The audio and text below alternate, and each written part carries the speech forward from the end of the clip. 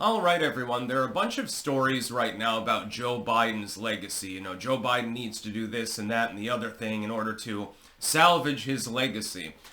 Can I please ask, if he does literally nothing else right now, what would his legacy actually be? There is no legacy. That's the fucking problem. The Joe Biden presidency is rated by the public as being the most disastrous in modern history for a reason. What's he going to be remembered for? Conservatives are going to remember him for the Twitter files, overt censorship, attempting to force people to get the jabby McJab, stuff like that. Liberals are going to remember him as the dude who lost them the election. They're trying to make him a scapegoat in some ways, although I do believe in the theory that Joe Biden, having been shafted by the Democratic Party and effectively forced out of the race, probably did intend to backstab Kamala Harris. I don't think that he ever particularly liked her. They're not exactly besties. She seems to have gotten along better with Liz Cheney, who has also disappeared at this time. Now, what's happened is that Joe Biden was backstabbed by his party, and he appears to have returned the favor. That one moment where he turns around and he has that little sly grin on his face when he's asked about Kamala Harris losing was very telling. Along with the MAGA hat episode and a few other things, I have a feeling that that's actually true. It's actually the case.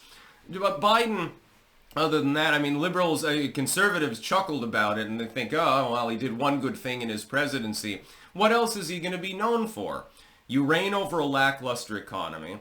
As soon as you're elected, multiple wars break out that we inexplicably get involved in, despite the fact that they're not our fight and they're just proxy wars. People are taking out credit cards to buy groceries. Okay, I guess that's an accomplishment according to the Bidenites. I have a feeling that my original appraisal, when I deemed it the asterisk administration, because I do believe that the 2020 election was fucked with, it's pretty self-evident. I mean, it was. It's just a matter of whether it was legal or not. In the state of Pennsylvania, of course, turns out, according to their state Supreme Court, it actually wasn't. And so we were right. But I'm going to remember him as literally an asterisk. He's a footnote in history. I mean, literally, he's just a placeholder. He was the steward, effectively. Just sort of biding his time and doing nothing of particular value other than being the court jester on the national and international stage before the Trump administration came back from its loss in 2020. He's not going to be remembered fondly by liberals. What's his presidential library going to include? I guess all the books will be old and dusty, just like him. He's sundowning. He had started sundowning very early into his administration. He already had probably some cognitive impairment before he even took office. Liberals only voted for him because all of the alternatives were so terrible. That includes, by the way, Kamala Harris. Tulsi Gabbard destroyed her, but Tulsi was never going to be nominated by the Democratic Party because she didn't agree with all of their views, canonically. Biden seemed like the, sort of unassuming old man. He's grandpa sitting on the park bench feeding the pigeons. That's basically his look. So they choose Kamala. That was a DEI hire. It really was. She fails fucking spectacularly. And liberals are not very happy about that because now you have another 4 years of Trump that you have to deal with. According to them, this is a bad thing. Of course, according to me, it's a very good thing. So that's what Biden is going to be remembered as. A loser. An asterisk. That's his legacy. What did he accomplish while in office? Other than causing rampant inflation to the point where people are going into debt to buy a goddamn hot dog, what else did he actually do of any meaning?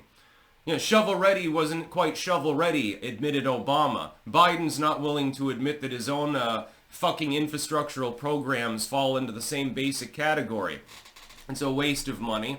The entire administration was a waste of the nation's time. That's his legacy. And the liberals got curb-stomped in the election because of this. Sadly for them, they do not appear to have learned their lesson. They are convinced that the same programs and the same bullshit that they've been shilling for 4 years are still magically popular even though they're rejected by the population. I don't think they're going to do very well in the midterms.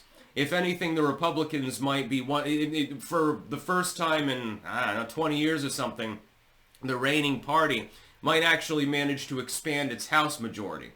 Although they're Republicans, so keep in mind, the one saving grace for the Democrats is that Republicans are really good at fucking themselves.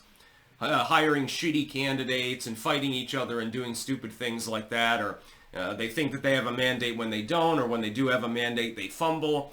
They're Republicans. There's a reason that I haven't actually joined the party. Despite, hating what the Democrats have become, the Republicans are so inept and stupid sometimes. No thanks, I don't think that I'm going to be signing up anytime soon. Just because you have the MAGA wing and they make sense, and the remnant libertarian movement, doesn't mean that the whole party is palatable. It's just that the Democrats managed to fuck themselves. And a big part of the fucking was Biden.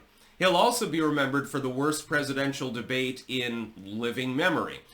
I've seen some weird shit in the debates. I've been analyzing politics for a long time. Even before I was making content about it, I was still keeping in touch with politics, all the way back to the Clinton administration. And when I was barely like 4 or 5 years old, I was already interested in politics. And so I've seen all the primary and presidential debates over time. I can't think of one that was more disastrous. I suppose a close second would be in the second Republican primary debate when Chris Christie caused Marco Rubio to have a nervous breakdown. I guess that qualifies as second worst. But even that, Marco Rubio still has a job. He was still in Congress after that, and now he's probably going to become Secretary of State, so he's still got a job. Joe Biden's like, exit stage left, bye. Ta-da! I mean, he would have loved to have run for a second term. He clearly was, he wanted to do so. But the entire party decided to turn against him, and then he stabbed them in the back. He's not going to be remembered very fondly even by Democrats. You see what liberal commentators generally are saying, and they're only partially right, because again, there was the double backstab there. They're like, well, Biden stayed in too long. He should have left before. Those of us who already were identifying him as significantly cognitively impaired 2 or 3 years ago told you so. Joe Biden is going to even be remembered by liberal commentators in a negative light. He's going to be remembered as at least one of the worst presidents in U.S. history. He's going to go down in history as an abysmal and miserable failure. Ta-da, there's his legacy. That's about all. Peace out.